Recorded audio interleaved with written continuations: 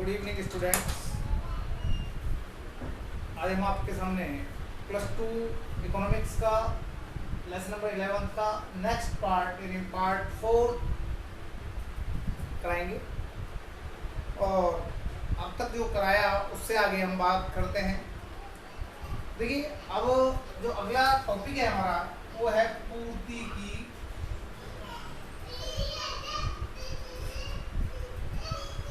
लोच का महल।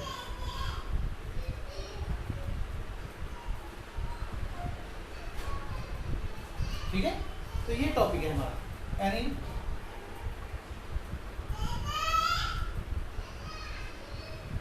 Importance of elasticity of supply, elasticity of supply की इंपॉर्टेंस। तो देखिए, इलास्टिसिटी ऑफ सप्लाई की जो इंपॉर्टेंस है वो मेनली दो तरह से एक्सप्लेन की जा सकती है कि पहला जो है कीमत निर्धारण में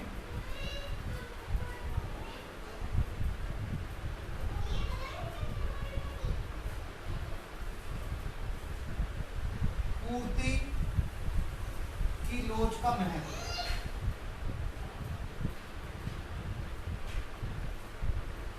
फर्स्ट पार्ट है, यानी जब भी हम किसी वस्तु की कीमत का निर्धारण करते हैं तो उसमें जो प्राइस, जो सप्लाई है, इलास्टिसिटी ऑफ सप्लाई वो इंपॉर्टेंट होती है। यानी importance of elasticity of supply in determination of price. Price determination में क्या है? सेकंड जो हम करेंगे वो है साधन कीमत निर्धारण में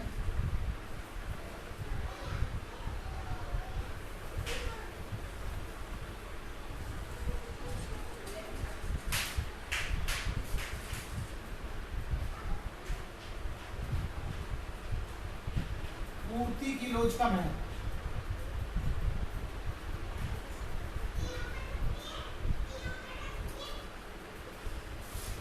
Means importance of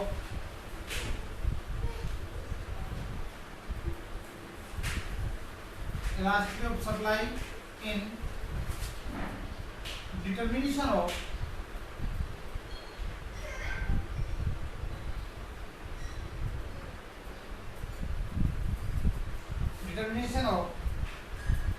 factor price।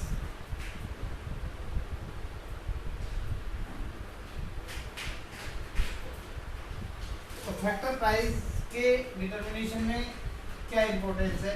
ये दो इंपॉर्टेंस है पूर्ति की लोच। तो यहाँ जो कीमत निर्धारण का मतलब है वस्तु की कीमत का निर्धारण। देखिए, विभिन्न समय अवधि में वस्तु की कीमत का निर्धारण जब हम करते हैं तो पूर्ति की लोच को हम ध्यान में रखते हैं। तो जैसा हमने पीछे बताया कि अति अल्पकाल, अति अल्पकाल शॉर्ट में बता देता हूँ। अति अल्पकाल जिसको वेरी शॉर्ट पीरियड हम कहते हैं, वेरी शॉर्ट पीरियड कहते हैं। वेरी शॉर्ट पीरियड में जो है इलास्टिसिटी ऑफ सप्लाई परफेक्ट, ठीक है। अति अल्पकाल में पूर्ति अधिक लोचदार, बेलोचदार होने के फलस्वरूप कीमत निर्धारण में मांग और पूर्ति का, यानी इस पीरियड में जो है पूर्ति परफेक्ट इनइलास्टिक होती है। यानी परफेक्ट इनइलास्टिक का मतलब है कि पूर्णतया बेलोचदार।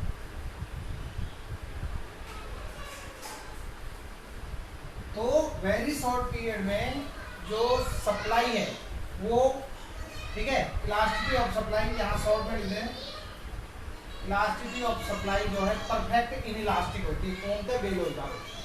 ठीक है, इसलिए इस टाइम पीरियड में डिमांड का जो है वो ज्यादा इम्पैक्ट पड़ता है प्राइस डिटर्मिनेशन। ठीक है, इस पीरियड में डिमांड जो है मोर इंपॉर्टेंट होती है in the determination of price. Price determination में डिमांड का अधिक प्रभाव पड़ता है। ठीक है, इसके अलावा अल्पकाल में तो देखिए in very short period elasticity of supply is perfect in elastic या पूर्णतः बेरोजगार होती है, इसलिए हम यहां लिख दें। इसलिए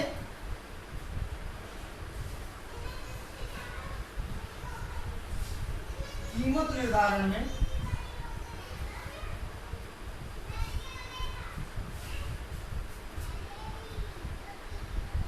पर मांग का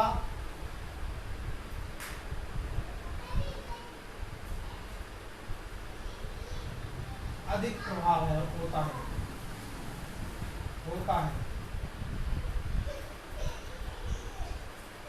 समझ में आ गया होगा। सेकंड जो दूसरा अगर हम कहें अल्पकाल, अल्पकाल को हम कहते हैं शॉर्ट पीरियड।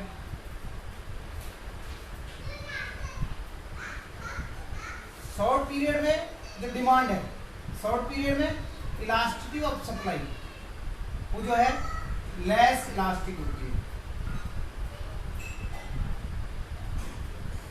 यानी कम लोचदार।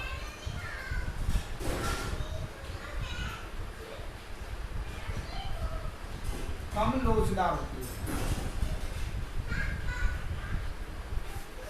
ठीक है, कम लोचदार होती है, इसलिए इसमें भी जो है मांग का प्रभाव अधिक होता है, मांग का अधिक प्रभाव होता है।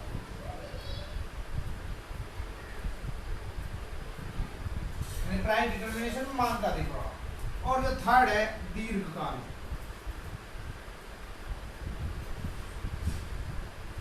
जिसको हम कहते हैं लॉन्ग पीरियड।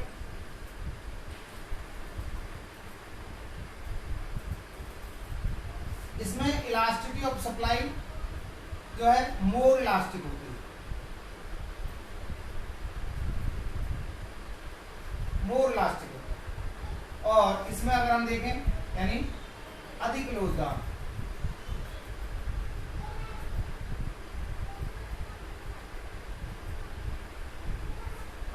होती है, तो इसमें पूर्ति का अधिक प्रभाव होता है।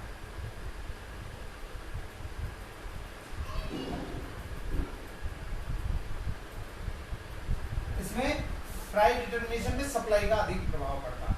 तो ये तीन चीजें आपने करनी।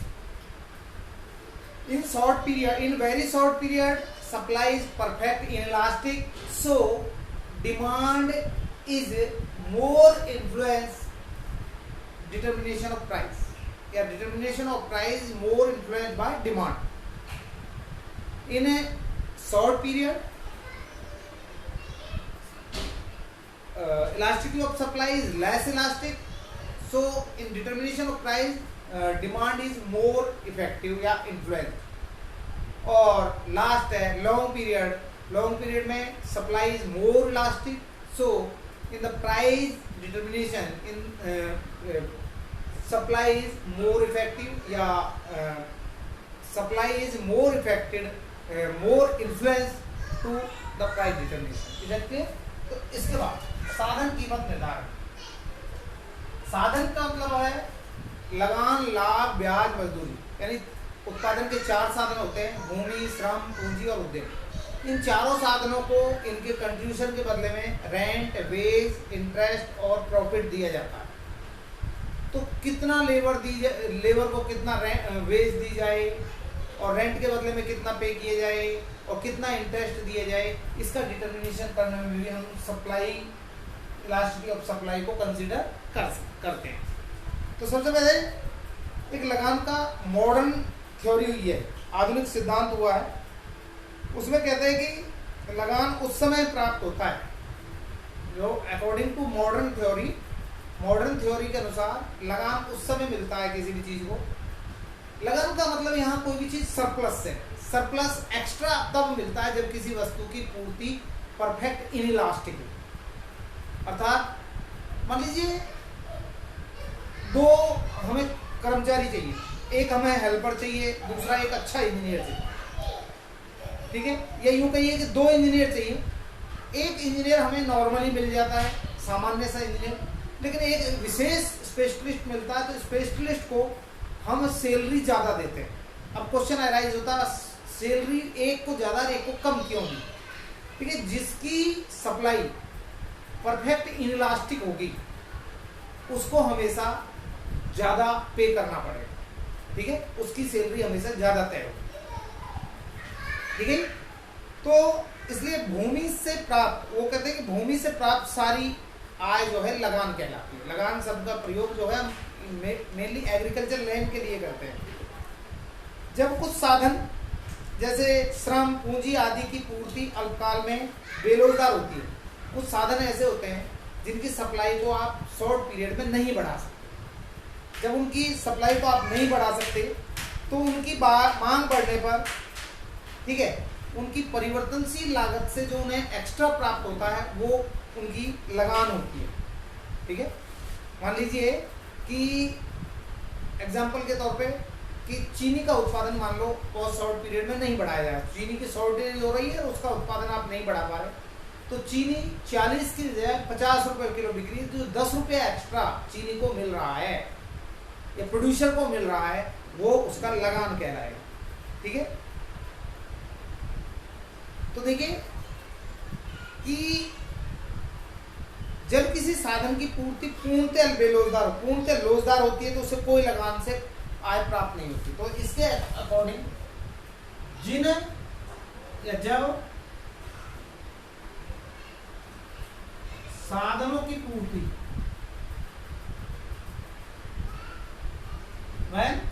सप्लाई ऑफ फैक्टर, जब साधनों की पूर्ति पूर्णतः बेरोजगार होती है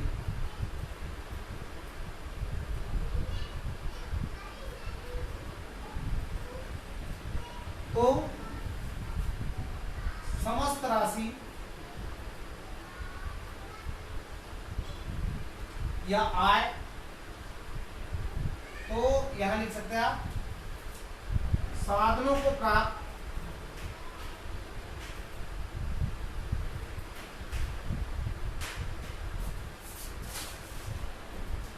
समस्त आय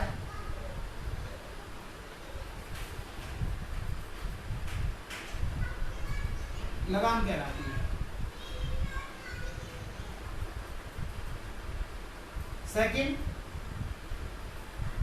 जब साधनों की पूर्ति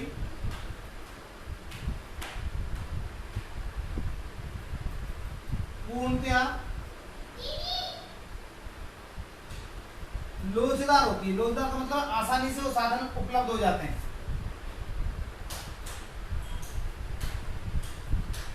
तो साधनों को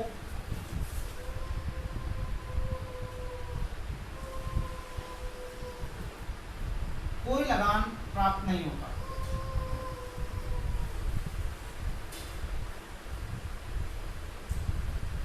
तो इस तरह से जब भी हम एक साधन की कीमत का निर्धारण करते हैं कि उसकी कीमत क्या तय की जाए, तो पूर्ति की लोच को ध्यान में रख लेते हैं।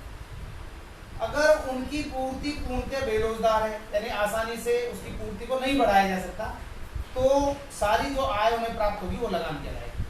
और अगर पूर्ति पूर्णतः रोजगार है, पूर्ति पूर्णतः रोजगार का मतलब है कि आपको लेबर चाहिए और आप चौक पर जाइए और कितनी भी लेबर ले आइए, तो उसको आप एक्स्ट्रा पे नहीं करेंगे, समझ।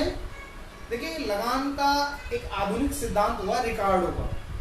तो रिकार्डो के लगान के सिद्धांत है, जो रेंट की जो थ्योरी है, उसके अनुसार उन्होंने कहा कि मान लीजिए दो भूमि है, दो कृषि योग्य भूमि है, और एक भूमि हमारे इस पलवल की मंडी से 10 किलोमीटर दूर है और दूसरी भूमि 5 किलोमीटर दूर है। तो आप देखेंगे जिसकी भूमि 10 किलोमीटर दूर है उसे वहां से फसल को लाने में ज्यादा रेंट देना पड़ेगा, यानी ज्यादा किराया देना पड़ेगा, ठीक है। और जो नजदीक वाला है उसको कम किराया देना पड़ेगा। तो नजदीक वाले को जितना कम किराया देना पड़ेगा, इसका मतलब उसको उतना बेनिफिट है दूर वाले से। तो दूर वाले से जितना उसका खर्चा कम आएगा नजदीक वाले का, वो नजदीक वाला जो किसान है उसका वो लगान कहलाएगा। Is that clear? तो ये 2 पॉइंट है, आप ये कर लें, ठीक है। इसके बाद बात आती है, अब हम इस चैप्टर के न्यूमेरिकल्स पर चलते हैं।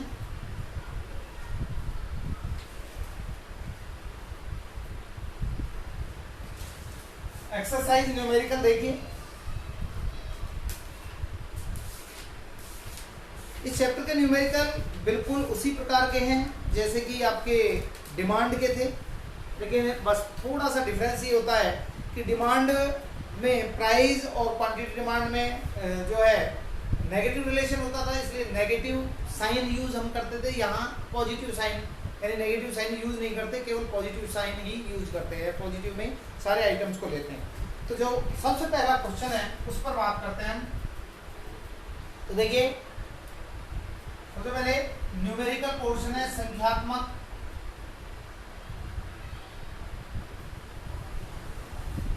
ठीक है, संख्यात्मक प्रश्न है, यानी न्यूमेरिकल क्वेश्चंस।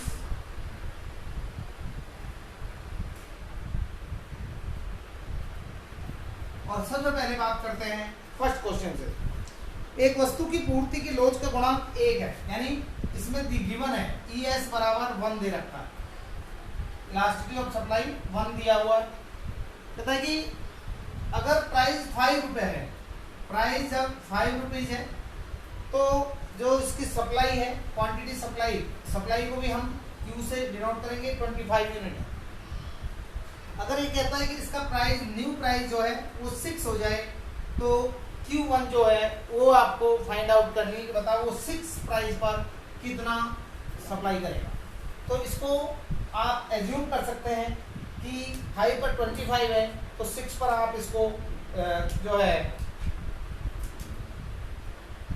x मान सकते हैं। तो ये आपने x मान लिया, रखिए। इसके बाद वही बिल्कुल मेथड है, डेल्टा P मानिए, फाइंड आउट कीजिए, P1 में से P निकालिए, 6 में से 5 ये हो गया, 1 हो गया। ऐसे ही डेल्टा Q आप लेंगे, Q बराबर x माइनस 25, ठीक है। यानी आप कहें Q1 में से Q और ये हो जाएगा x में से 25 माइनस करेंगे, तो आप देखेंगे कि इलास्टिसिटी ऑफ सप्लाई का जो फॉर्मूला होता है delta Q upon delta P into P upon Q, यानी डेल्टा Q हमारा जो है वो है x माइनस 25 और ये हमारा आएगा 1, ठीक है। यहाँ P हमारा 5 और ये 25, 5 अपॉन 25 और यहाँ ES बराबर 1 है। इन सबको क्रॉस करते हुए 25 1 या 25, तो ये हो जाएगा 1 इंटू 25। इस तरह से क्रॉस कर देंगे इधर से इधर की तरफ, ठीक है। और ये हो जाएगा 5x माइनस 25, तो ये हो जाएगा 25 is equal to 5x minus 125, ठीक है। ये हो जाएगा आपका, इसको यहीं रहने दीजिए, इसको इधर लीजिए, 25 प्लस हो जाएगा 125 इज इक्वल टू 5x, ये हो गया 130, ठीक है। सॉरी 150 इज इक्वल टू हो गया 5x। तो यहाँ हम कर सकते हैं, तो 5x इज इक्वल टू 150, तो x is equal to 150 upon 5, तो x is equal to 30 units. ये आपका आंसर है। Is it clear? ये सेकंड क्वेश्चन है। सेकंड क्वेश्चन देखिए।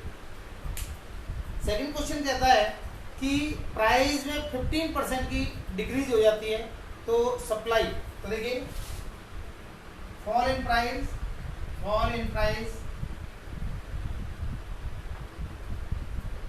15%, 15% की कमी हो गई प्राइस में। तो कह रहा है कि सप्लाई 25 से बढ़कर 30 हो जाती है, तो सप्लाई जो है 25 से, तो यूं लिख लीजिए परसेंटेज फॉल इन प्राइस 15%। तो आपको ये मालूम है कि जब प्राइस घट रहा है तो सप्लाई भी जो है डिक्रीज होगी, और सप्लाई 25 से 30 हो जाती है। तो आप लिख सकते हैं दोनों को परसेंटेज में, percentage fall in supply, supply. तो देखिए कैसे निकालेंगे, 25 से 30, तो ये हो गया आपकी, सॉरी 30 से 30 यूनिट टू 25 यूनिट, ये हो गया। तो इसमें 30 पर लेस हुआ कितना, 5 का, ठीक है। तो 5/30 इंटू, ठीक है भाई, 30 से वो 25 हो गई, सॉरी 25 से बढ़कर यदि किसी वस्तु कीमत 15% में कमी होने पर 25 से 30 इकाई हो जाती है। तो इसमें थोड़ा मिस्टेक है क्वेश्चन में, तो देखिए यहाँ राइज ही होगा, बुक में मिस्टेक दिया हुआ है सर, तो यहाँ राइज है तो यहाँ भी राइज लिखेंगे आप, और ये 25 से 30 यूनिट है, तो ये हो जाएगा आपका 5/25 इंटू 100, इसका परसेंटेज निकाल लीजिए। तो 2500 का 100, यानी ये आ गया आपका 20%। देखिए पहले जो हमने लिखा था वो फॉल लिखा था, वो आपकी बुक में ही गलत दिया हुआ है, तो परसेंटेज राइज इन प्राइस आएगा, यहाँ फॉल दिया हुआ है बुक में, तो फॉल को राइज लिखेंगे, परसेंटेज राइज इन प्राइस। अब आप कहें जी कैसे अनुमान लगाया, क्योंकि यहाँ 20 से 25 से 30 दिया हुआ है, मैंने कहा जब ये बढ़ेगा तो ये भी बढ़ेगा, क्योंकि पॉजिटिव रिलेशन होता है, तो इसमें 20%। अब इलास्टिसिटी ऑफ सप्लाई का फॉर्मूला आपको मालूम है, परसेंटेज चेंज इन, ठीक है, या परसेंटेज दोनों राइज दे रखे हैं, rise in quantity supply upon percentage rise in price. तो ये आ गया, प्राइस में आपका जो है क्वांटिटी सप्लाई में आपका 20% है, और यहाँ आपका 15% है, परसेंट से परसेंट कट गया, 5 दिया 15, 5 चौक 20, तो ये आ गया आपका 4/3, यानी ये है 1.33। तो elasticity of supply is equal to 1.3। तो आप जानते हैं इलास्टिसिटी ऑफ एक से ज्यादा तो मोर देन 1, ठीक है, ये आंसर आ जाएगा। इसके बाद बात करते हैं थर्ड क्वेश्चन का।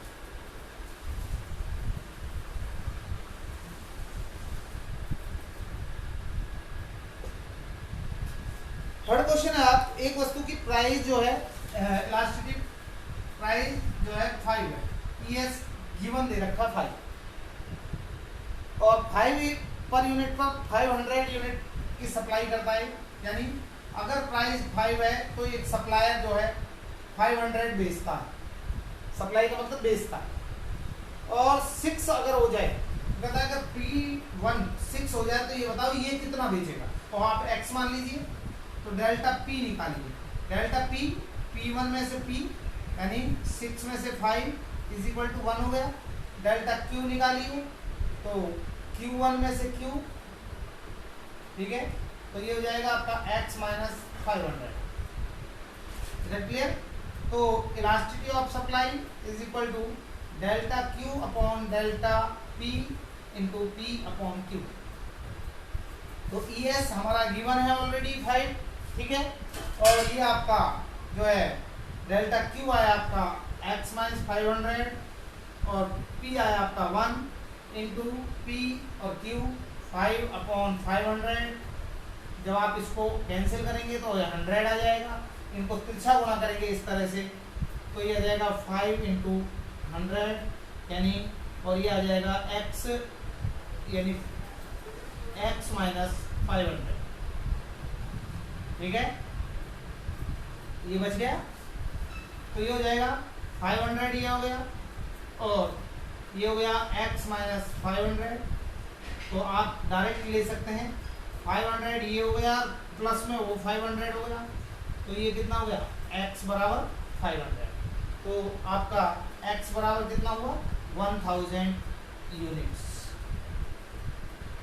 तो वो 6 पर आप लिखेंगे the seller cell 1000 unit when price 6 per unit. ठीक है, इसके बाद फोर्थ क्वेश्चन पर हम आते हैं। फोर्थ क्वेश्चन है आपका जो वो है कि प्राइस 12 पर यूनिट है, प्राइस जो है वो 12 है और क्यू जो दे रखा है वो आपको दे रखा है 500, लगते हैं। और न्यू प्राइस आपको जो दिया हुआ है वो 15 दे रखा है, ये 15 दिया हुआ है और यहाँ पर आपकी क्वांटिटी दे रखी है 650। तो डेल्टा पी निकालेंगे, आपको आ गया होगा पी निकालना डेल्टा, तो 15 में से 12 माइनस करेंगे तो ये आ गया आपका 3। डेल्टा क्यू भी आपको पता चल गया होगा, Q1 में से Q माइनस करेंगे तो 650 में से 500 माइनस किया तो 150 आ गया। देखिए, तो देखिए इलास्टिसिटी ऑफ सप्लाई आपने फाइंड आउट करनी है, उसका तरीका पता है, डेल्टा क्यू बटे डेल्टा पी और पी बटे क्यू होता है। तो ये आपको फाइंड करनी है ES, तो ES stand for elasticity of supply. तो डेल्टा क्यू आपका 150/3, उसके बाद ये और ये चार चीज़ें लेनी होती है, इसके अपॉन ये और इसके अपॉन ये 12/500। देखते हैं यहाँ से 3 1 जा 3, ये 50 आ गया। ठीक है, 50 10 जा ये 10 आ गया, तो ये आ गया 2 5 या 10 और 2 6 या 12, यानी 6/5। Is that clear? और 5 1 जा 5 और 5 2 जा 10, तो ये आ गया आपका ES, elasticity of supply is equal to 1.2, means एक से ज़्यादा है तो elasticity of supply is more than 1। ये आपका जो है फोर्थ क्वेश्चन कंप्लीट हुआ। इसके बाद बात करते हैं नेक्स्ट क्वेश्चन पर। नेक्स्ट क्वेश्चन है फिफ्थ। प्राइस 10% इंक्रीज हो जाता है तो सप्लाई 400 से 450 हो जाती है। ठीक है, तो परसेंटेज राइज इन प्राइस 10%। अगर प्राइस 10% राइज हो गया तो यहाँ निकालेंगे परसेंटेज राइज इन सप्लाई, वो निकालेंगे। देखिए 400 यूनिट टू 450 यूनिट कितना हो जाता है, तो इसको निकालने के लिए देखिए 400 पे बढ़ गया 50, तो 50 बटे 400 गुणा में 100। ठीक है, 2 0 से ये हो गया, क्रॉस हो गया, तो ये आपका आ गया 4 एकम 4 4 दूनी 8, यानी ये आपका आ गया 12.5%। ठीक है, 12.5%। ठीक है, यानी 400 से बढ़कर ये 450 हो जाती है, तो इसकी पूर्ति की लोच ज्ञात कीजिए। इसके बाद आप देखिए कि इलास्टिसिटी ऑफ सप्लाई का आपको मालूम है, percentage change in quantity supply upon percentage change in price. तो ये हो गया 12.5%, तो ये आ गया और 10% वो आ गया। तो आप इसको इससे कैंसिल कर दीजिए और एक जीरो ऊपर हो जाएगा तो 1.25। तो इलास्टिसिटी ऑफ सप्लाई एक से ज़्यादा है, तो elasticity of supply is more than 1। तो इसमें ये भी बताना आपने कि ये कहता है कि क्या वस्तु की पूर्ति लोचदार है, लोचदार एक से ज़्यादा है। Yes, elasticity of supply is elastic, एक से ज़्यादा है तो इलास्टिक। Is that clear? ये आपका क्वेश्चन फिफ्थ हो जाता है।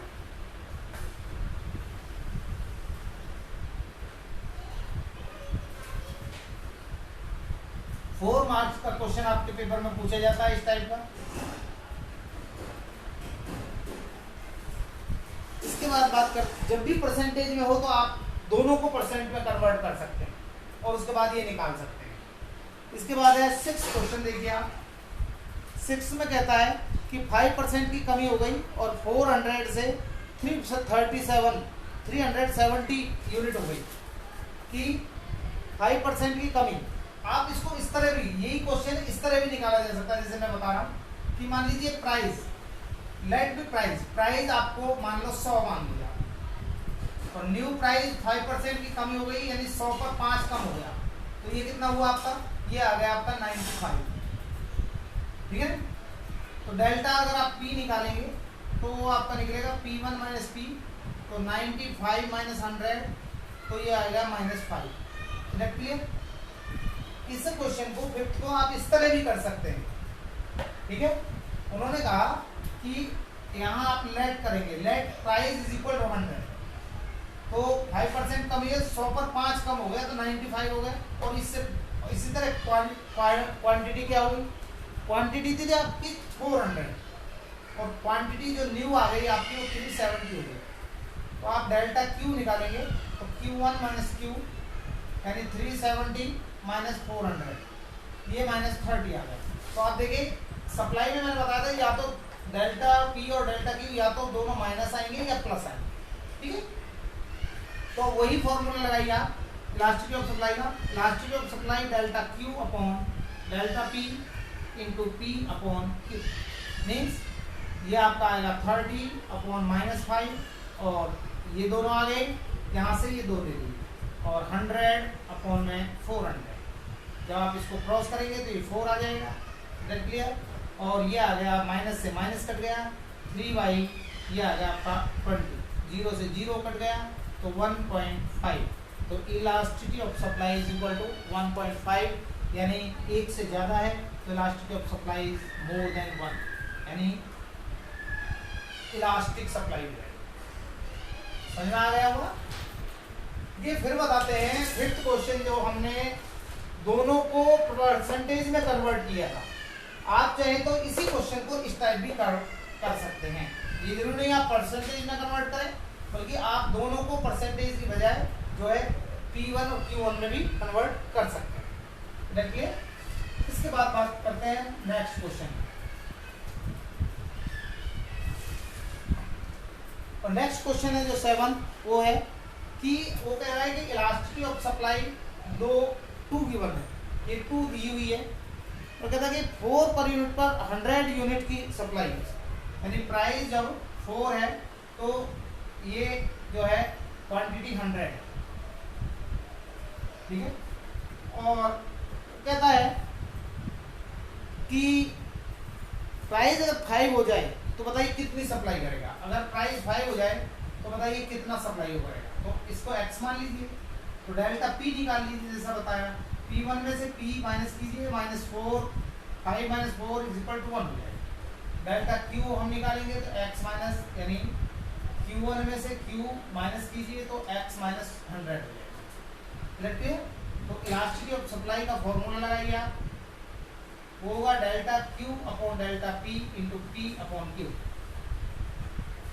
तो ये हो जाएगा आपका 2 गिवन है ऑलरेडी, ये आएगा x माइनस 100 अपॉन 1 इंटू ये 2 हो गए, ये 3 और 4 यानी 4 अपॉन 100, तो ये हो गया 25 आ गया। इसको इससे क्रॉस करेंगे तो 2 इंटू 25 आ जाएगा और ये आ जाएगा x माइनस 100, ये आएगा 50 is equal to x minus 100। इधर क्लियर। इसके बाद आ जाएगा आपका, इसको इधर लाएंगे तो 50 plus 100 is equal to x, तो 150 इज इक्वल टू x, तो x बराबर 150 यूनिट्स। तो the seller sell 150 unit at 5 per unit. Is it clear. ये 7th क्वेश्चन आपका कंप्लीट हो। इसके बाद नेक्स्ट क्वेश्चन की हम बात करते हैं 8th। और 8th क्वेश्चन जो है देखिए 8th क्वेश्चन में एक प्राइस जो 5 से 7 हो गया, प्राइस 5 से नया प्राइस जो है 7 हो जाता और सप्लाई जो है क्वांटिटी 100 से इंक्रीज होकर के 150 हो गई। तो कहता है कि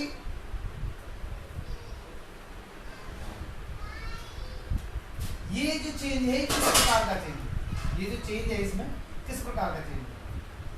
तो सबसे पहले तो ये जो चेंज होगा इसमें आप पहले इसको निकालिए। डेल्टा पी क्या आएगा, delta P P1 minus P और डेल्टा क्यू क्या हो गया, Q1 minus Q means 7 minus 5 is equal to 2 और ये हो जाएगा आपका 150 माइनस 100 इज इक्वल टू 50, यानी elasticity of supply delta Q upon delta P P upon Q.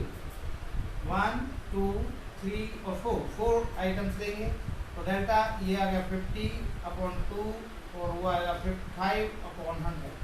तो इसको क्रॉस कर लीजिए, 1 ये 2 आ जाएगा, ठीक है। तो ये आ जाएगा 5 अपॉन 4 यानी 1.25, यानी इलास्टिसिटी ऑफ सप्लाई जो है वो मोर देन 1 होगी। एक तो ये पूछा। दूसरा कहा है कि ये जो परिवर्तन है ये किस प्रकार का परिवर्तन, देखिए प्राइस के चेंज होने पर होगा, ये जो परिवर्तन होगा ये प्राइस के चेंज होने पर हो रहा है, तो इसको हम क्या कहेंगे, it is extension of supply. ये क्या है, ये पूर्ति का विस्तार है। क्या कहलाएगा, पूर्ति का विस्तार, क्योंकि supply change due to change in price. Supply जो चेंज हो रही है किस कारण से हो रही है, प्राइस के चेंज होने के कारण हो रही है। इसके बाद नेक्स्ट जो क्वेश्चन आ रहा है वो है 9th क्वेश्चन। अब ये 9th क्वेश्चन डिस्कस करते हैं। तो देखिए एक प्राइस जो है 8 है, तो प्राइस जब 8 है तो जो क्वांटिटी सप्लाई है वो 400 है, ठीक है। और अगर इलास्टिसिटी ऑफ सप्लाई गिवन है वो दे रखी है आपको 2, कीमत ज्ञात करें तो वो कह रहा है कि P1 ज्ञात करो, इसको x मान लो, जिस पर जो है सप्लाई हमारी 600 है। क्वेश्चन समझ में आ गया। अब तक जो हमें पूछा था वो Q1 पूछा था, प्राइस नया प्राइस दिया हुआ होता था, लेकिन इसमें नया प्राइस ज्ञात करना है। वो प्राइस बताओ जिस पर सप्लाई 600 हो। तरीका वही है, डेल्टा P निकालिए तो P1 में से P माइनस कीजिए, डेल्टा Q निकालेंगे तो Q1 में से Q माइनस करेंगे तो x माइनस 8 और ये आ जाएगा 600 माइनस 400, तो ये आ जाएगा x माइनस 8 और ये आएगा आपका 200। तो 1 2 3 और 4 ये 4 आइटम्स आप लेंगे तो इलास्टिसिटी ऑफ सप्लाई आप मालूम है delta Q upon delta P into P upon Q। ये आपको गिवन है ऑलरेडी, वहाँ 2 दिया हुआ है, ये आपका 200 आ जाएगा, यहाँ आपका x माइनस 8 आ जाएगा, मल्टीप्लाइड 8 इंटू 400 आ जाएगा। इससे क्रॉस करेंगे तो 2 टाइम्स हो जाएगा, 2 4 जा 8 हो जाएगा। इन दोनों को क्रॉस करेंगे तो ये हो जाएगा 2 इंटू एक्स माइनस 8 और यहाँ हो जाएगा आपका 4, तो ये हो जाएगा 2x minus 16 is equal to 4 और 2x is equal to 4 plus 16, 2x is equal to 20, ठीक है। और अगर यहाँ करें x इज इक्वल टू, यहाँ कर देते हैं x is equal to 20 upon 2, तो x इज इक्वल टू 10। तो x हमने किसको माना, प्राइस को, तो new price is equal to 10 rupees. अगर 5 है तो क्वांटिटी 600 है। ये कहता है कि प्राइस 6 हो जाए तो सप्लाई 25% वृद्धि हो जाती है। तो प्राइस अगर 6 हो जाए तो क्वांटिटी सप्लाई जो है इसमें 25% इंक्रीज हो जाती है। तो 600 प्लस 600 इंटू 25%, तो कितना बन जाएगा, ये हो जाएगा 25 से 150 यानी 150 यूनिट, तो ये हो जाएगा आपका 750। तो डेल्टा P देखिए, P1 minus P 6 minus 5 is equal to 1। Delta Q अगर हम देखें तो Q1 माइनस क्यू यानी 750 माइनस 60 150। तो इसको भी आप डायरेक्ट परसेंटेज में भी कर सकते थे, लेकिन आपने इसको इस तरह बोल के किया तो ये भी अच्छा तरीका होता है। इसके बाद elasticity of supply is equal to delta Q upon delta P होता है, आपको मालूम है, इंटू पी अपॉन क्यू होता है। तो 1 2 3 और 4 ये 4 डाटा में चाहिए। तो 150 अपॉन 1 इंटू 5 अपॉन 600, इससे 4 टाइम कट गया है, तो ये हो गया 5/4 1.25। Is it clear? 1.25 यानी इलास्टिसिटी ऑफ सप्लाई, यानी यूँ हम कह सकते हैं कि एक से ज़्यादा होगा तो मोर इलास्टिक, यानी हाँ यहाँ हम कह सकते हैं मोर elastic supply. Is it clear? तो ये 11वां क्वेश्चन आपका होगा।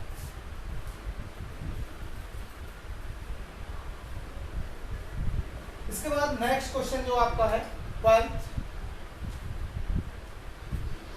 क्वेश्चन देखिए।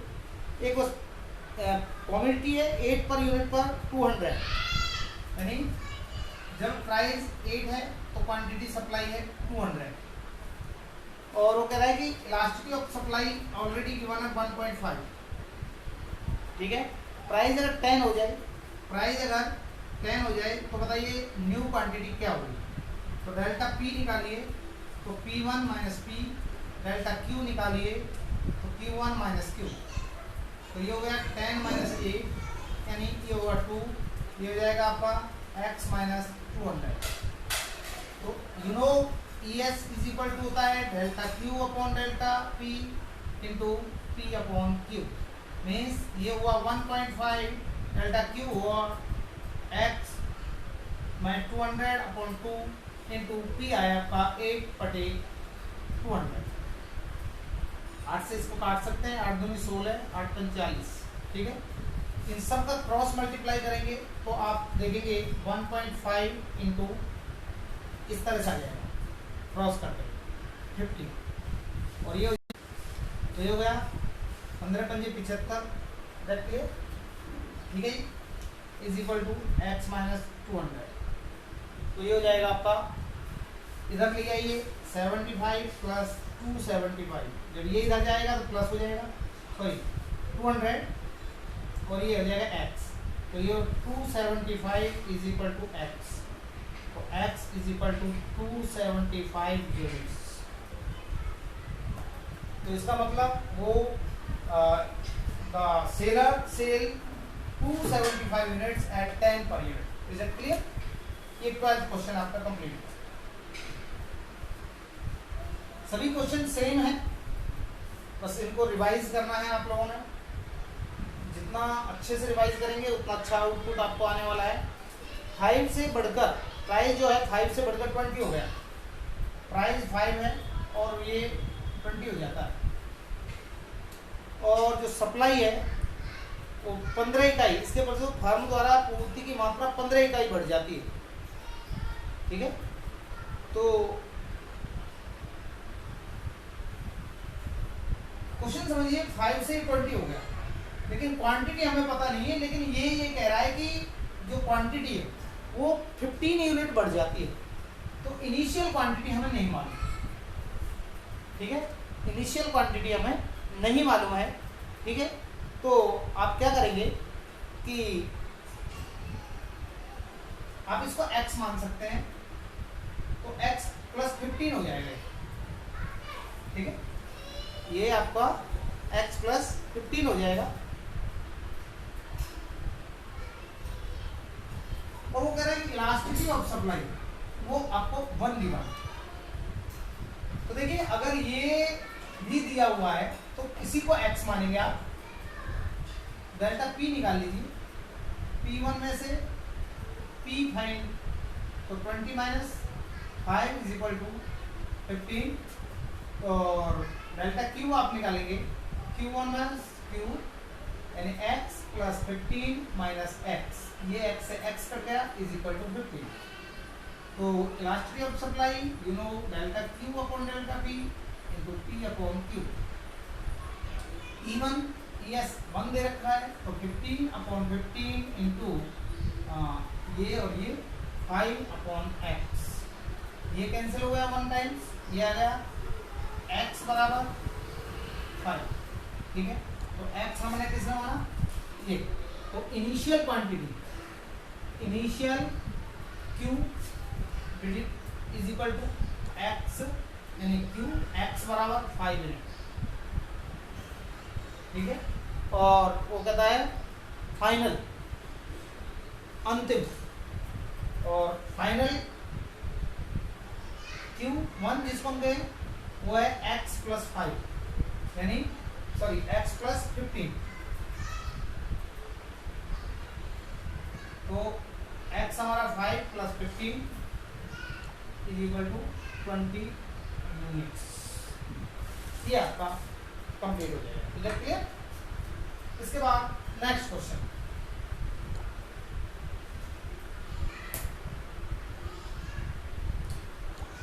क्वेश्चन नंबर 14 कहता है कि प्राइस 10 से 12 हो गया, प्राइस 10 से न्यू प्राइस 12 हो गया, और ये 2010 में क्वेश्चन आया है।